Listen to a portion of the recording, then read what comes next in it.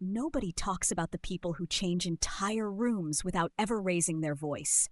We celebrate the loud reformers, the bold confronters, the ones who call out toxic behavior in meetings. But the quiet ones? We miss them completely. By the end of this, you'll understand exactly how one anonymous act of kindness triggered a chain reaction that dismantled a toxic workplace culture from the inside out. But first, there's something most people miss about how workplace culture actually shifts, and it has nothing to do with HR policies or leadership retreats. Her name was Maya. She worked in a mid-sized marketing firm where the culture had quietly curdled over years. Passive-aggressive emails, credit stealing, the kind of place where people stopped saying good morning because nobody ever said it back. Maya had learned to keep her head down and survive. Then one Tuesday, she overheard her coworker Daniel crying in the break room. He didn't know she was there. He was on the phone with someone, voice cracking, saying he felt invisible, that he worked harder than anyone and nobody noticed, that he was thinking about quitting. Maya stood frozen behind the coffee machine. She didn't walk over. She didn't know what to say, but she didn't forget. That night, she wrote him a note. Nothing dramatic, just a few sentences. She told him she'd seen how hard he worked on the Henderson account. She told him his attention to detail made the whole team look better. She slipped it into his locker the next morning, unsigned. She didn't plan to do it again. But then she noticed Daniel's shoulders drop a little less that week. He started making eye contact in hallways. So she wrote another note and another.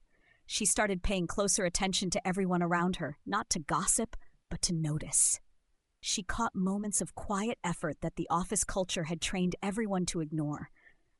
If you've ever worked somewhere that made you feel like your best work disappeared into a void, then this next part is going to hit differently. Daniel didn't just feel better. He started doing something unexpected.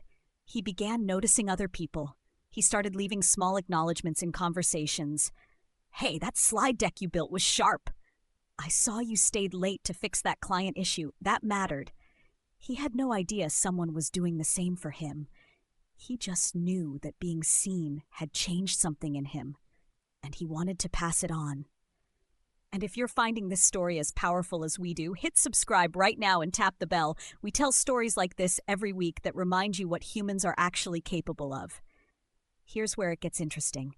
Within 4 months, 3 other people in that office had started doing similar things, small, unprompted acknowledgments, a thank you note left on a desk, a Slack message that said nothing except "you crushed that presentation."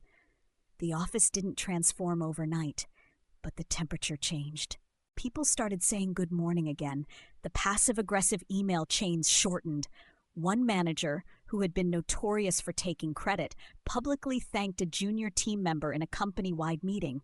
Nobody could explain why the culture had shifted. No consultant came in. No policy changed.